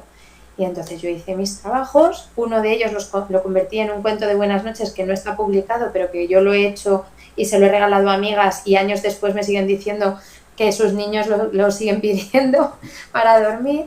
Y entonces esa profesora es como que resucitó una semillita que yo he tenido siempre ahí desde que sé juntar letras, yo escribo. Qué bonito. Y entonces el año que terminé el grado hice un curso de innovación educativa de la Menéndez Pelayo y una de las sesiones era escritura creativa. Y también hicimos una serie de ejercicios y esa profesora me dijo, tú tienes que escribir. Entonces yo volví del curso, tenía ahí una semanita por delante y junté una serie de ingredientes. Había una historia que yo quería contar, ¿no? Que era pues la de Médula para Mateo, que fue la que a mí me hizo hacerme donante de médula y todo lo que ellos movieron. Que aprovecho tú has mandado muchos besos, pues yo aprovecho para mandarle un beso muy grande a Eduardo Schell y a su mujer, y a Mateo y a su hermano, porque sin esa historia posiblemente la Brigada Mariposa no existiría. Y entonces yo había tenido mis prácticas en esa clase estupenda de tercero de primaria, el mensaje de que los niños pueden cambiar las cosas cuando realmente les damos oportunidades. Y bueno, pues junté ingredientes, agité la coctelera y empecé a escribir y empezó a salir la historia. Y bueno, pues escribir un libro no se hace de la noche a la mañana, y menos cuando trabajas y tienes familia y tal. Y bueno, pues ha pasado un tiempo, pero ya es una realidad y aquí lo tenemos. Ahí lo tenéis. Y perdonadme, Mónica, ya sabes que yo aquí soy un poco neófito. Es verdad que cuando he hecho los errores levanto la mano, ¿no? Has destripado ya, final feliz, pero feliz entre comillas. O sea, hay que leerse el libro realmente, disfrutar todo lo que empapa cada una de sus páginas. El libro no es como termina, el libro es todo el recorrido, ¿no? Exacto, ¿no? Así que, perdona la emoción. No pasa nada, porque cualquiera que lo busque lo va a ver, que el libro termina bien. Entonces, bueno, esto personalmente cuando lo vi dije, me lo han destripado. Porque cuando lo lees sin saber nada, realmente hasta el último momento no sabes qué va a pasar, porque yo no lo sabía. Yo no lo Sí, sabía qué iba a pasar. tú fíjate, además es muy bueno, fíjate que de aquí se ven también preguntas, la cuestión de hacerse buenas preguntas, y esto a mí me generan preguntas. No es cierto que si a lo mejor, claro, te dicen final feliz o bueno o lo que sea, ¿no? Pero también lo deja, no sé, no hay un cierto pacto de ficción, también o hay un mundo imaginario en el que tú también puedes pensar qué puede ser, es decir, al final Bueno, que es el final, claro. claro, hay una temática, un Ahí, desarrollo que al final lo que dice, ¿no? Puede quizás... claro, hay varias tramas y entonces hay, que no vamos a contarlo todo, ¿no? No, no, no, por eso Pero, ya, que si no pero empezaría... hay cosas que quedan abiertas a la interpretación de quien lo lee. Y yo creo Claro. que eso es muy importante. A mí me gustan ese tipo de libros que dices, pero ¿y esto entonces es así, no es así? Hay cosas más obvias, cosas menos obvias. Pero este personaje al final ha tirado por un lado, ha tirado por otro. eh, los personajes cobran vida, muchas veces no hacen lo que tú querías que hicieran, sino que cuando ya te has metido en la historia se te revelan y de repente van por su camino en vez de por el camino que tú les quieres dar y eso es un proceso muy bonito también, ¿no? Así es. Además yo este año he estado formando precisamente, ¿no?, la didáctica de la lectura infantil y juvenil, ¿no? Y bueno, me ha posibilitado también un poco adentrarme en ese maravilloso mundo. Yo de reconocer que he sido más lector de libros más duros, ¿no? De educación, de atención, de cómo aprendemos, de tal. Y bueno, yo sí recuerdo uno que sí me marcó mucho, hace muchos años, que era de Jerome Salinger, El guardián entre el centeno, que también de un adolescente rebelde que está allí en Estados Unidos y tal, una época 70, y ese sí recuerdo que me marcó muchísimo, ¿no? Pero en cualquier caso, tras lo que me has descrito, yo estoy convencido, vamos, por lo que comentas, que, vamos, yo os recomiendo desde aquí que por supuesto que hagáis con el ejemplar, que lo disfrutéis, y además que de la temática que aborda Mónica, ya no solamente me parece importante, sino me parece también necesaria, ¿no? Y que invita también a la reflexión, y es un modo también un poco de compartir, ¿no?, tus experiencias, tu pasión, y aportar, ¿no?, tu pequeño granito de arena, ¿no?, a todas aquellas personas que quieran, como digo, ¿no?, sumergirse, ¿no?, en cada una de las páginas de tu libro. Mm. Bueno, te agradezco mucho que hayas querido hablar de la Brigada Mariposa y ojalá que estas mariposas lleguen a muchos lectores y lectoras. También quería, bueno, si te fijas en la portada, eh, pues me gustó mucho el planteamiento de la ilustración de Montse Español, porque yo creo que transmite muy bien de qué va el libro, ¿no? Es trabajo en equipo, son 4 chicas que están liderando el proyecto, que también yo quería dar ahí un papel A la mujer, preponderante claro, al liderazgo femenino, sí. ¿no? Que me parece que también a veces nos faltan referentes, ya cada vez hay más, por supuesto, pero yo de pequeña yo leía y a mí que me gustaba Joe March y me gustaba Jorge de los Cinco y me gustaban personajes femeninos que luego no veía a lo mejor en las series o en las películas. Entonces, bueno, yo era aquí también aportar mi granito de arena para dar unos referentes femeninos poderosos a niñas de esta edad, ¿no? Y bueno, el libro es que tiene mucha amiga. Es que cuando la gente se lo lee, dice, madre mía, ¿qué partido se le puede sacar a este libro? Y ojalá que llegue a muchas clases, a muchas aulas y muchas profes y muchos profes de literatura apuesten por una novedad de una autora novel desconocida eh, para generar animación a la lectura y pasión por la lectura en su aula. Yo me comprometo, como ya te he dicho, a hacerte mi modesta Mm. reseña, sé que la tendrás bien definida, además también un ejercicio de reflexión, de, digamos, de sacar, ¿no?, de mí y plasmar ahí de manera escrita todo lo que me pueda hacer sentir el libro, así que, oye, pues, Pues te lo agradezco un montón, te lo agradezco un trato hecho, eso te lo montón. prometo, ¿eh? O sea, que lo sepas, ¿eh? Y por Sí, porque supuesto, además yo creo que cada persona, o sea, no hay un libro que sea igual para dos personas diferentes. Incluso el mismo libro, cuando lo lees en dos momentos distintos de tu vida, es totalmente. distinto. Yo siempre hablo de la historia interminable. Yo la historia interminable me la leí con 8 años, me la leí con 25 y me la leí con 40. Y cada vez el viaje ha sido diferente y el viaje ha sido mejor. Me pasó lo mismo con Momo, me ha pasado lo mismo con El amor en los tiempos del cólera o con 100 años de soledad. cada vez que lees un libro, tú no eres la misma persona. Y si yo leo La historia interminable como madre o como maestra, no lo voy a leer igual que como niño de 10 años o como... Entonces, yo creo que cada persona que lea este libro va a hacer una lectura y un procesamiento distinto de los temas que trata. Coincido total y absolutamente contigo. Así que ya sabéis, la Brigada Mariposa, anotársela y a comprarla y a disfrutar de su lectura. Y bueno, ya vamos a ir casi cerrando, Mónica, que no te quiero robar mucho más tiempo. Sé que también que me decías que tenías una modesta biblioteca, ¿no?, en tu casa, ¿no?, con diferentes libros, y quiero aprovechar también para que nos hables de ella y a raíz de ella hacerte la pregunta, ¿no?, que qué libros nos recomendarías, ¿no?, a los espectadores que nos estén viendo, ¿no?, que qué libros les recomendarías a ellos. Primero, un poquito para una situación de la biblioteca que tienes y luego qué libros nos recomendarías. Bueno, pues hablamos de biblioteca educativa, Exacto. que a mí me encanta leer y yo tengo una biblioteca de literatura infantil pues muy potente porque con la excusa de que tengo niños y que tengo alumnos, al final me compro yo los cuentos y los álbumes ilustrados que me fascinan y, y luego pues yo soy muy lectora, ahora no tengo tanto tiempo para leer, pero a mí me encanta leer y me gusta todo tipo de literatura, entonces vamos a centrarnos en lo que es, libros educativos, ¿no? O libros relacionados con la educación.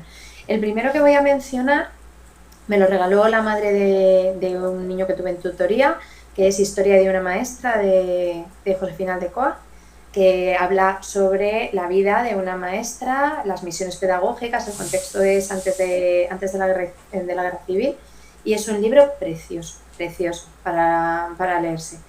Otro libro que posiblemente a mí también me dejara ahí una semillita, lo leí antes de empezar a estudiar magisterio. Primero vi la peli y luego leí el libro, que a mí siempre me gusta hacerlo al revés, pero es que es una maestra en Katmandú. De hecho, tengo la otra edición que es con la portada original y esta es la portada que hicieron en la reedición después de sacar la peli, que es una maestra, ella lo cuenta en primera persona, que se va a la India. Y entonces allí, pues el choque de lo que ella quiere aportar, de lo que ella considera que es lo que tiene que hacer, como choca con las costumbres, con la civilización, con la cultura, con la religión allí, ¿no? Es un libro que remueve muchísimo. Y ya te digo, lo leí antes de plantearme dedicarme a la educación y yo creo que algo se quedó ahí. Algo se quedó ahí flotando. Luego, otro libro que para mí es pues uno de mis libros de cabecera, que es El Elemento, de Ken Robinson. Oh, sí, claro. Sí, lo conozco. No lo he Para mí leído, es siendo honesto, no lo he leído, pero sí lo conozco y he visto algunas charlas, sí, como te decía, sobre todo en el canal de Aprendemos, de Sir Ken Robinson. Sí, sí. he leído Pues bastante fue sobre él. una gran pérdida, la verdad, porque tenía muchísimo que aportar todavía al mundo de la educación y bueno, pues nos dejó antes de tiempo para mi gusto y una lástima. Para mí El Elemento es una maravilla de libro, te abre muchísimo la vista. Yo siempre digo que educar es mirar más allá y muchas veces no vemos todo lo que tenemos que ver. Encontrar el elemento también desde el punto de vista profesional también es lo que te da sentido, ¿no? Y el que te sientas válido para la sociedad en la que vives, ¿no? El decir, pues estoy dejando algo. Y para mí El Elemento es un libro también muy importante. Otro libro que a mí me gusta muchísimo es este de Catherine Lecuyer, que es Educar en el asombro. No, ese no lo conocía, ¿eh? Ese me lo noto, ¿eh? Pues este es básico. O sea, a mí me parece un Eso no lo conozco. libro fundamental, fundamental, Educar en el asombro, pues hablando un poco de esta sociedad tan hiper digitalizada, llena de Estimulada. estímulos Sí. para los niños, lo que hablabas tú antes del ritmo vertiginoso, hasta qué punto somos los adultos, ¿no? Los que estamos imponiendo este ritmo a los niños y creándoles unas necesidades que no tienen y perjudicando su neurodesarrollo también, de paso, ¿no? Arrastrando el neurodesarrollo, y es un libro muy, muy interesante. Otro libro que a mí también me gusta mucho es este de Álvaro Bilbao, que es el cerebro del niño explicado a los padres, Sí, lo conozco. que también desde el punto de vista de la neurobiología hay cosas que a lo mejor pues puedes decir, pues la evidencia descarta esto, ¿no? Pero bueno, él es neuropsicólogo y además el estilo divulgativo y es muy fácil leer, es muy interesante. Y bueno, tengo muchos más, pero ya te he comentado que no, no me has pillado en casa, entonces esto es una pequeña selección. Pues un manual imprescindible como es el libro de Héctor Luis Martín, Cómo aprendemos, y el libro de Juan de Educar en la complejidad, que lo he empezado, o sea, no puedo decir, pero tanto el de Educar en la complejidad como el de la evaluación formativa son dos libros que yo tengo en mi lista para, en cuanto tenga un momento, leerme. Y otros que voy a mencionar que no tengo a mano, bueno, tengo La rebelión del talento, lo tengo por aquí, que es Paulina Van Holby, hablando de la personalización del aprendizaje desde el punto de vista de la comprensión de las altas capacidades. Entonces es uno de los libros de referencia en altas capacidades. Me imagino que si has hablado o vas a hablar de este tema, me has comentado, Sí, así es. va a ser un libro que se va a mencionar. Sí. O sea, si haces un monográfico o si tienes un monográfico de altas capacidades, seguro que va a salir.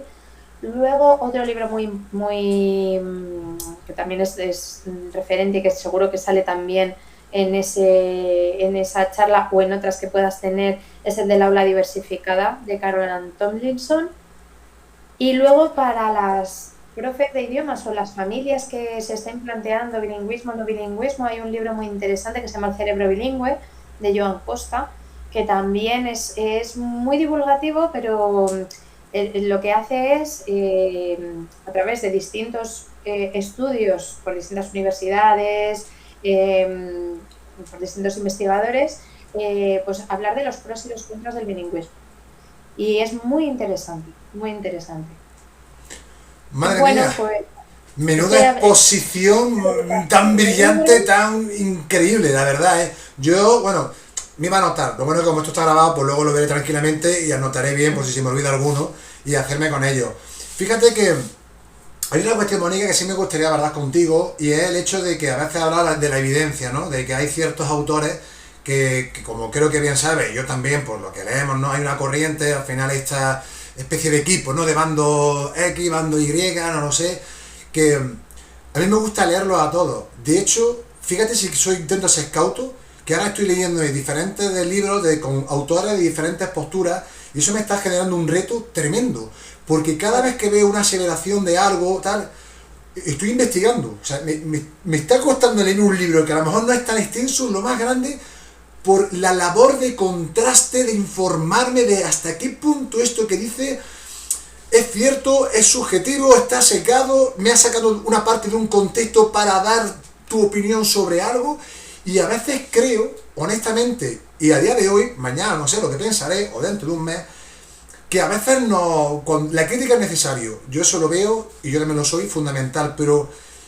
la crítica tiene que partir de un rigor, y el rigor no siempre, digo, hay experiencia, evidentemente, la información que tenemos, digamos que la acompaña la ciencia, como sabemos, la propia ciencia dice de que te da información para resolver problemas determinados con una alta probabilidad, nunca te dice que sea un dogma ni algo exitoso per se. Obviamente. Entonces, partiendo ya de esa premisa o de ese punto de partida, pues creo que también tenemos que ser un poco cautos. Es bueno la crítica, pero cuando la crítica es, me va a perdonar la expresión, es muy de baloncesto, del machete entre los dientes, ¿no? De que digo, hostia, tío, digo, oye, o sea, perdóname la vulgaridad, guay, tío, o sea, muy guay, pero, oye, cálmate un poquito, espérate, déjame que lea con tranquilidad. Yo ahí no, porque, por ejemplo, aquí en Robinson, y termino, aquí en Robinson, por ejemplo, hay gente que le está zurrando, ostras, y yo he leído por encima y lo he visto, y digo, macho, hombre, habrá cosas que no coincidan, me parece muy bien,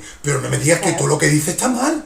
o que todo lo que dice Yo no de tiene... todos los libros que he mencionado, No te habrá pregunto, cosas Mónica, con las ¿sabes? que estoy de acuerdo y cosas que a lo mejor considero que hay que coger con pinzas o que hay que contrastar o tal.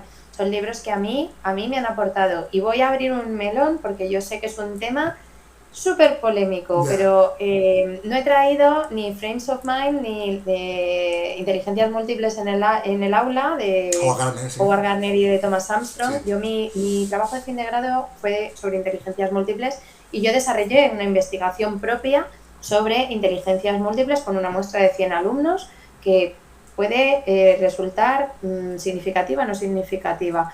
Y yo saqué mis conclusiones, de las cuales pues pueden resultar más válidas o menos. Creo que hay todavía mucho terreno sobre el que investigar, muchas metodologías, teorías sobre las que investigar y además me parece que en educación investigar es muy difícil, porque asegurar la validez ecológica de los estudios que hacemos es muy complicado. Por todas estas variables ingestionables de las que hablábamos antes. Entonces, yo creo que hay cosas que no son ni blancas ni negras. Afortunadamente, pues, el espectro de colores es muy amplio y que esto lo dice muchas veces Juan, ¿no? Que la evidencia científica está ahí y cuanto mayor conocimiento tengamos, obviamente, más herramientas y mejor podemos desarrollar nuestra labor, pero tampoco podemos dejar que los árboles no nos dejen ver el bosque. Es decir, estilos de aprendizaje, pues no están demostrados científicamente o hay evidencia en contra de tal. Pero si a lo mejor a un niño le funciona mejor una cosa que otra, ¿por qué lo vamos a descartar, no? Entonces, bueno, yo lo dejo ahí. No, perdona, sigue, es que me ha saltado aquí una pequeña alarma del micrófono. Mira, ¿ves algo a ti? Vale, perfecto, creo que se me escuchará bien, ¿no? Era simplemente ese pequeño que me ha saltado ahí la alarmita, ¿no? del audio, y yo creo que Nada, no te preocupes. se escuchará bien. Perdona la interrupción. Ha sido una alarma de alerta, nos estamos metiendo en un tema polémico. ¿Te imaginas subliminalmente? Chicos, chicas, parad, deteneros, os va a caer una lluvia de críticas por doquier, por todo lado. No, a ver, yo de hecho he leído mucho sobre inteligencias múltiples, además el mismo Howard Gardner, él mismo lo dice en su segundo libro, ¿no? De que él no intenta. De hecho, para no enrollarme mucho, él mismo dice que el término inteligencia, como tal, lo utilizó pues sencillamente para llamar la atención. O sea, como un poco para, bueno, captar y que la gente pues leyese, evidentemente, para su darle teoría. Un título potente. Claro, entonces, a la teoría. Inteligencia como tal, claro, es que la inteligencia, la definición de la inteligencia es tan difícil, es un constructo al final tan complejo que yo todavía no tengo la capacidad para darte una definición exacta. Si lo hago detenidamente te puedo escribir algo, pero aún así te diría, pues seguro que... Te dejarías cosas fuera. Claro, seguro. Entonces, claro, más que inteligencia, sí, pues yo creo, lo que yo sí creo, pues no es que no crea, es que como entrenador, como persona que observo, la gente tiene diferentes habilidades, tienen diferentes capacidades y destrezas. Y ahí hay niños pues, que serán mejor por tocar la flauta. Tú para dos niños X por cuestiones genéticas, por sus estímulos que han recibido en su familia, es decir, volvemos nuevamente, como tú indicabas, a la gran cantidad de variables que hay. O sea que esto no es blanco ni negro, o sea, hay una gama de grises tan grande que yo entiendo la crítica y es necesaria, pero ¿no? afortunadamente no tenemos solo grises, tenemos rojos, verdes, amarillos, azules, es decir, que no todo va en la línea del blanco y el negro, afortunadamente hay muchas más dimensiones, entonces sí, efectivamente, ¿qué consideramos inteligencia? ¿Nos vale la definición de Gardner? ¿Nos valen otras definiciones? Es que ahí está el meollo, porque obviamente cada persona tiene unas capacidades diferentes. Y cada parte del cerebro hace unas cosas diferentes, aunque trabajen en interconexión para hacerlo. Y esto no lo dice Howard Gardner, esto lo dicen neurobiólogos muy reputados, ¿no? Entonces, bueno, pues es un tema sobre el que yo creo que hay que seguir investigando y ya está. Y es obvio que hay personas mejor dotadas para el deporte, mejor dotadas para la música, mejor dotadas para la palabra, o peor dotadas desde el punto de vista visoespacial, como es mi caso, o sea, yo oriento fatal. Yo también. Pues ya está. Entonces, bueno, pues cada uno tenemos... Lo que sí dice esta teoría, que yo creo que es muy interesante, es que cada una de las capacidades se puede desarrollar si se trabaja. Entonces, ese es el punto interesante, ¿no? Claro, y además fíjate, claro, si al final, si trabajas bien, estás bien orientado y, digamos, le echas, como me decía un entrenador del curso superior, ¿no? Baris, y esto es como una ensalada, ¿no? Si tú le echas todos los ingredientes saludables para acá, pues al final vas a tener una ensalada más nutrida que te va a permitir, pues, tener una mejor alimentación, por ende mayor energía, responder de mejor manera.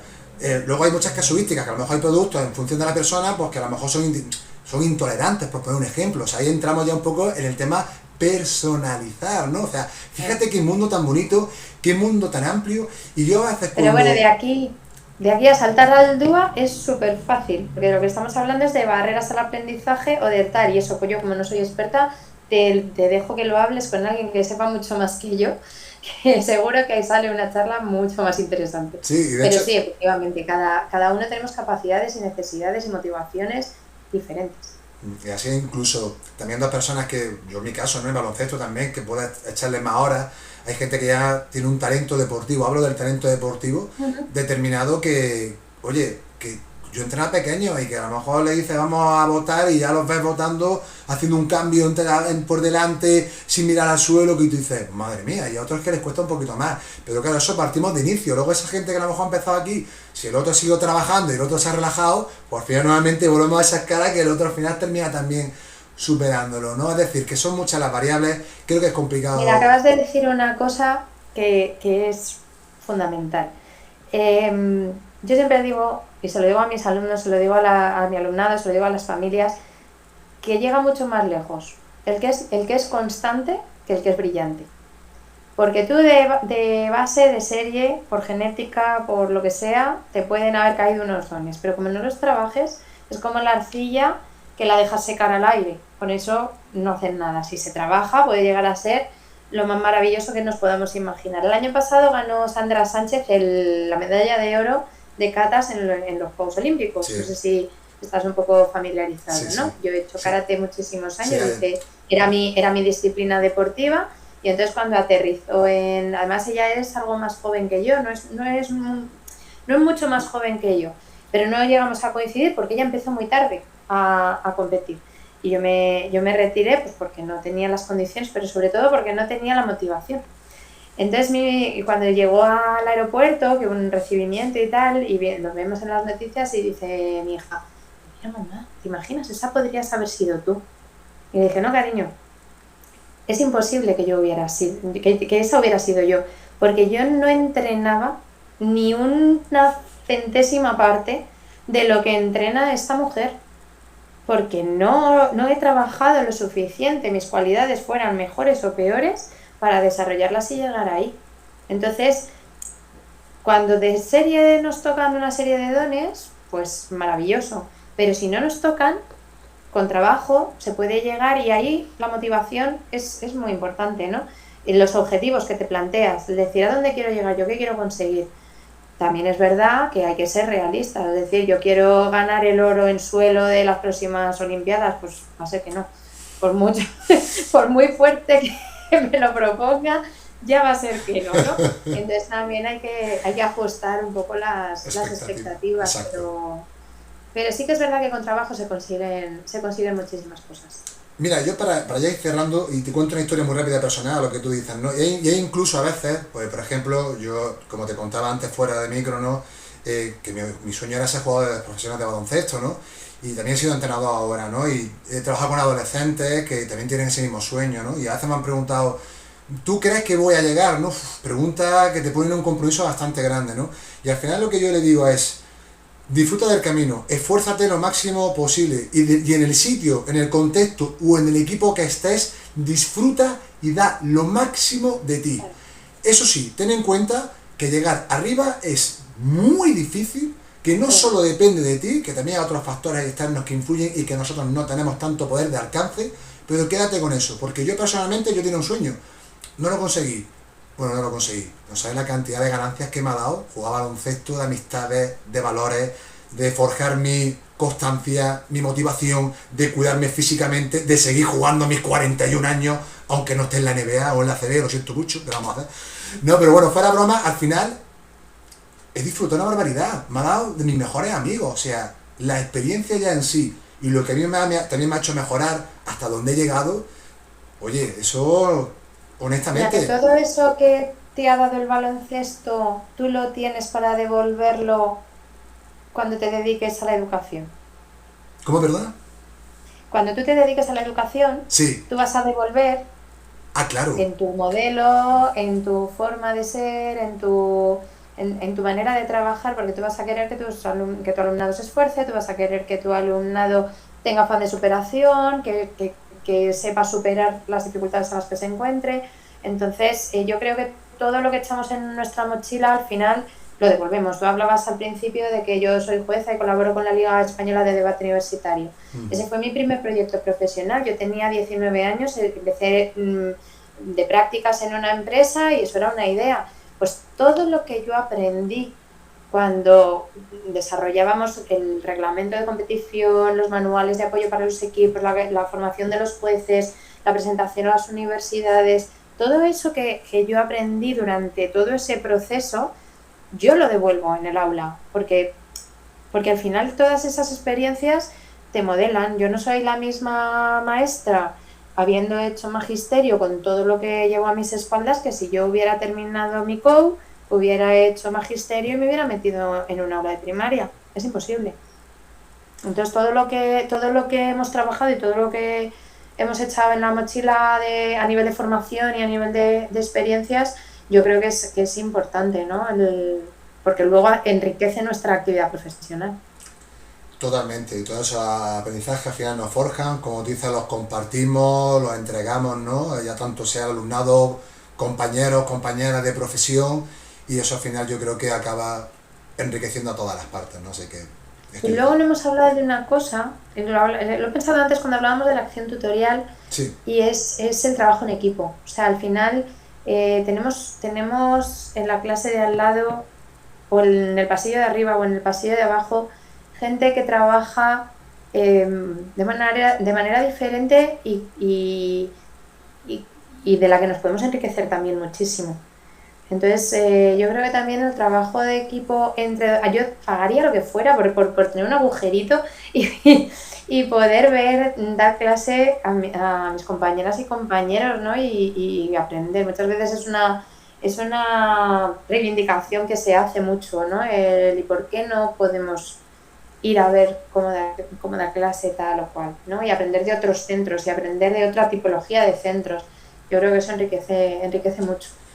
yo además, ya es que no solo que esté de acuerdo contigo, sino que es un conflicto cognitivo que se me genera, porque yo siempre hago al final la analogía deporte-educación, porque claro, al final tengo años de experiencia en el ámbito deportivo y ahora estoy empezando a tenerla en el educativo, sin todavía haber estado en un aula, ¿no?, de manera prolongada. Pero claro, eso por ejemplo en el baloncesto, Mónica, sí pasa. Nosotros sí podemos ir a ver, no con todos, pero si te llevas bien con algunos, puedes ver entrenamientos de otras categorías, de otros clubes. Bueno, ya sin ir más lejos, los partidos son abiertos, pueden ir. Claro. Puedes ver dentro del club, te puedes quedar a ver a otros entrenadores y entrenadoras, ves cómo desarrollan su metodología, cómo entrenan a su equipo. Tenemos también, nosotros lo llamamos los clinics, que también escuchamos a Sí, profesionales sí, de sí. baloncesto, incluso nosotros también tuvimos un proyecto en el que también nosotros hablábamos, ¿no? Y compartíamos también digamos, nuestra profesionalidad a la hora de desempeñar nuestra labor como entrenadores, ¿no? Y yo, vamos, son 10 años, que creo que no es poca cosa, Eso me ha generado unos aprendizajes, Hmm. bueno, aunque creas que de todo aprende o te hace reflexionar, oye, este trabajo así, ostras, si yo, aunque no te quedes con esa idea, coges parte, te hace Claro, reflexionar, y dices, y ¿y luego cómo tú puede la ser que yo? adaptas a tu forma, bueno, más que a tu forma, yo siempre miro mucho al tipo de perfil de equipo y por ende de jugadoras que tengo. Y en base a ello, construyo mi Claro, juego, y construyo lo nuestro adaptas. juego, en ataque, en defensa, por hablar de manera muy sucinta, Hmm. ¿no? Por lo tanto, para cerrar, eso es algo que me llama mucho la atención. Sé que hice un hilo hace poco sobre ello, me decían que había que pedir permiso, también es verdad que hay cierta reticencia a que algunos sean visto, y yo creo que es una ventana, una puerta que tenemos, que creo que es fundamental abrir, vamos, al menos yo opino, Pero compartir es fundamental y a mí en ese sentido sí que me gustaría hacer mención a las charlas educativas de Ingrid Mosquera, Oh, por supuesto. porque creo que es impagable la labor que hace y nos permite ese asomarnos un poquito. Lo ideal podría ser estar en el aula y ver, pues eso, cómo Raquel Ramiro hace los juegos con su alumnado o cómo la gran cantidad de cosas que han salido en las charlas, ¿no? Pero es permitirnos asomarnos a esto que esta persona es súper especialista y desde aquí para Ingrid, vamos, un beso gigantesco. Yo abrazaco también. Y las gracias más, bueno, ella ya lo sabe, porque la labor que ha hecho para que esa gran comunidad que es el claustro virtual comparta conocimiento y comparta relación y comparta es absolutamente impagable. Así que pues eso.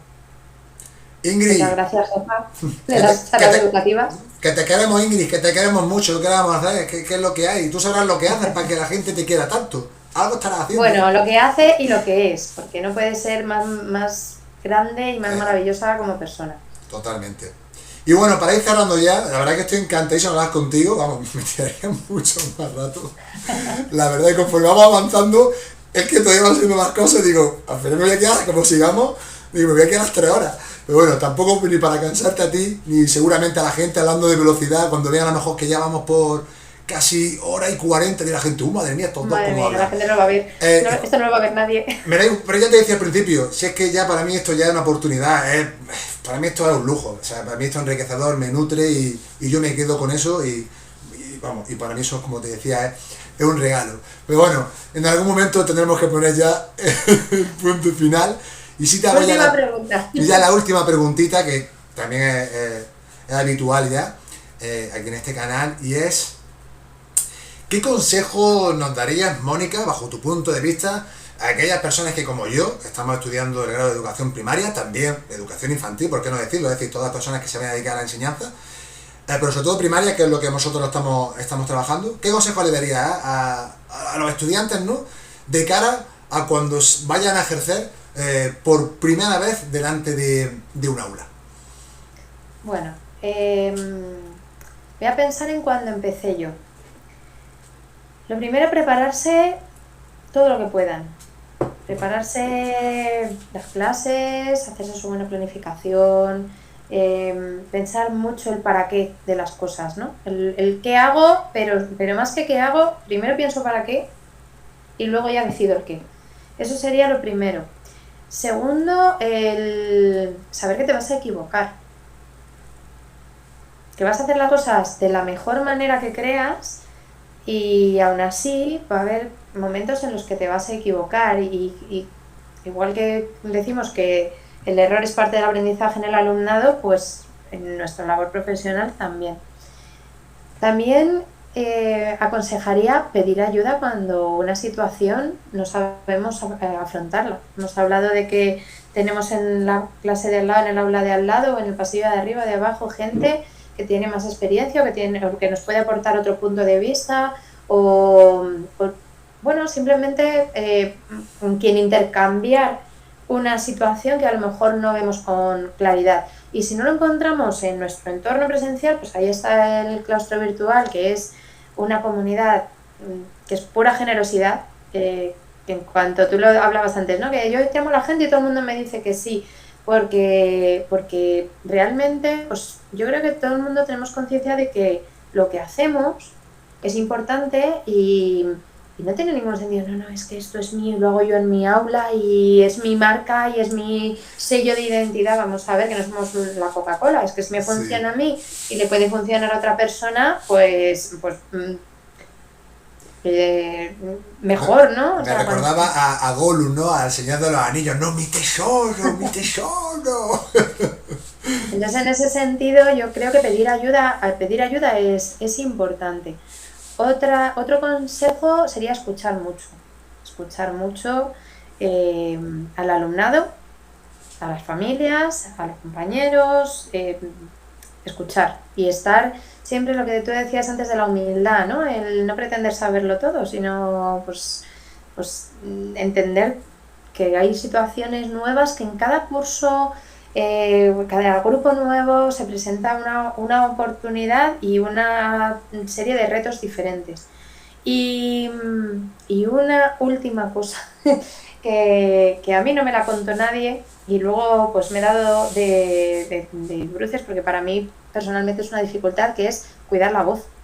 La voz es nuestra herramienta de trabajo. Qué importante. Y muchas veces entras en una clase nueva y no sabes gestionar el ruido, porque en una clase cuando entras, pues sobre todo pues si tienes una metodología así dinámica y tal, pues se genera ruido, y gestionar el cuidarte la voz y utilizar bien la voz es muy importante. Yo no entiendo cómo no hay una asignatura que sea técnicas de voz en la carrera, En la facultad, porque sí. es básico. Yo he tenido que ir a foniatría por mi cuenta, he tenido que aprender a identificar cuando yo estaba empezando a forzar para bajar la voz. Además no hay nada para generar silencio como tú bajar la voz. Exacto. O sea, porque si tú quieres imponerte, es imposible.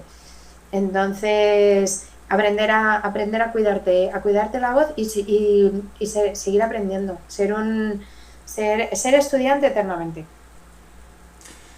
Madre mía, pues consejos preciosos, y además has dado uno concretamente que hasta el momento no había salido y que me parece no solamente fundamental, sino elemental, ¿no? Por buscar el sinónimo de la voz, cuidar la voz. Y es cierto que al final tenemos unas cuerdas vocales que si no cuidamos es nuestra herramienta de trabajo. Son muchas horas hablando, explicando, atendiendo, y si no las cuidamos al final, pues bueno, yo creo que incluso no sé si tú tendrás alguna experiencia de algún compañero o compañera que haya tenido que darse de baja porque la voz ya ha dicho no puedo más. Y operaciones También, de ¿no? nódulos. Bueno, con la pandemia, después de cuando nos hemos incorporado y hemos dado las clases con mascarillas, claro, la hidratación de las cuerdas no es igual y hemos sufrido mucho. Entonces, bueno, es una parte así menos a lo mejor filosófica o inspiracional, pero es que sí, es muy importante. Eso es vamos, de hecho... Porque si no tienes voz, es difícil. Y además me ha encantado porque lo hablé... claro, lo hablé con mi tutor en las prácticas, claro. Con mi querido Santos, maestro Santos, claro, que había días que decían... Y él justo hacía lo que tú me has comentado, ¿no? Y yo a veces lo veía y digo... ¿Y por qué baja el tono de voz, no? Y era precisamente para cuidar su voz. También influye a que el alumnado también, cuando es como que prestan más atención porque era más bajito, o sea que son también técnicas también para captar la atención. Y fue algo, valga la redundancia, que dije, ostras, el tema de la voz es un elemento Sobre importante. todo, lo de educación física lo tenéis muy complicado. Yo he tenido también problemas, yo como, de hecho con los años, ostras, las cuerdas vocales, he de reconocerte que se me han debilitado un poquito, no tengo mala voz, pero claro, cuando entrenaba mucho equipo y pasaba de un equipo a otro o estaba en otro sitio y constantemente hablando, o en los momentos de preparaciones de partidos, competiciones más importantes, yo me quedé afónico en más de una ocasión, Pero es por usarlas mal, porque al final las cuerdas vocales son musculatura. Si tú la musculatura la trabajas adecuadamente, exacto. No la perjudicas, sino que la mejoras y la potencias. Entonces hay que aprender a trabajar la voz. Falta formación. Oye, pues eso me voy a anotar porque voy a investigar un poquito más sobre ello, porque es verdad que no tengo formación y me parece algo muy importante. Pues Mónica, hasta aquí hemos llegado ya. Un placer. A ver si alguien ha llegado hasta aquí. Bueno, quien haya llegado aquí de verdad, venga, va, voy a decir... Ha sido una gozada, Antonio Iván. Yo me lo he pasado muy bien, he disfrutado muchísimo la conversación, porque la verdad es que es una maravilla charlar de educación con alguien que todavía dice, lo tengo todo para aprender con todo lo que sabes ya. Que sabes muchísimo, que te informas muchísimo, que lees, que estudias, que te rodeas muy bien, porque también yo creo que en la vida en la vida, en Twitter, en todos lados, hay que rodearse muy bien, porque la gente que nos rodea, al final somos la media de las personas que nos rodean, ¿no? Y lo que haces es muy bonito, y yo estoy contentísima de que hayas querido incluirme en esa selecta... iba a decir selecta selección, ¿no? En ese selecto grupo de personas para hablar de educación. Estoy encantadísima. Pues yo, de verdad que ha sido un honor, como te digo, un privilegio. Esto al final me enriquece también, y cuando hablaba con mi hermano, mi mejor amigo Jorge, cuando yo le comenté este proyecto, le dije, porque tienes que tener un objetivo. Y yo le dije, mi primer objetivo es mejorar mi competencia comunicativa. Es exponerme ante una cámara, porque parece que no, pero también, si no tienes experiencia, es una presión, una responsabilidad también. Aunque te da poca gente, lo hablaba con Ingrid, ¿no? Que hablábamos de si tienes más o menos seguidores. Al final da igual, yo creo que tenemos que ser responsables e intentar comunicarnos de manera respetuosa y, por supuesto, de la mejor manera posible. Y luego también tener la posibilidad, el segundo objetivo era pues el tener la posibilidad de hablar con profesionales de la educación de todo el ámbito nacional, que estoy conociendo por Twitter, que estoy encantado, que me estoy nutriendo una barbaridad y que cada día cuanto más estudio me estoy más inseguro, porque digo, madre mía, lo que me queda por saber, porque cuando crees que controlas algo, ves que todavía queda más recorrido y es bonito, ojo, me ha faltado, perdóname que te corte, sí. Me ha faltado el consejo más importante que yo creo que te puedo dar o que te, no sé, que es tener sentido común. Es decir, puedes saber muchísimo, pero al final a veces los árboles no nos dejan ver el bosque, o al revés, el bosque no nos deja ver a cada árbol. Y entonces esas inseguridades al final te las generan el hecho de saber más y más y más y más. Y cuando llegues a un aula vas a encontrarte con personitas para las que eres un faro para guiar su aprendizaje. Y yo creo que hay el sentido común, el ser tú mismo y el ser fiel a lo que tú consideras que tienes que hacer es lo mejor que puedes hacer cuando te metas por primera vez en un aula. Así es, bueno, yo espero que si llega algún día esa oportunidad, que estoy trabajando en ella y a tope, pues bueno, todas estas experiencias, toda la formación, tanto en mi facultad como luego aparte de manera autodidacta, ¿no? Procuro llevar en mi día a día, ¿no? Pues que eso, pues que me posibilite pues atender de la mejor manera posible, dentro, como sabemos, de todas las dificultades que hay, que sabemos que las hay, pero sobre todo eso, el tener esa ilusión y esa pasión, pues bueno, pues levantarte por cada mañana y decir, aunque te levantes con el pie izquierdo, que sabemos que nos levantamos a veces con el pie izquierdo, pero decir, cuando vayas a la clase, sonreír y ver esa reciprocidad, a mí eso es lo que me daba un chute, vamos, impresionante. Así que, Mónica, muchísimas gracias de verdad por dedicarme casi 2 horitas de tu preciado tiempo. También a todas las personas, madre mía, como decíamos, los que ya han llegado hasta aquí, de verdad, no sé, no, refuerzo positivo, venga, sorteamos un libro, sorteamos tu libro, a todos aquellos que han llegado al final, sorteamos el libro de Mónica Garado Álvarez, La Brigada Mariposa.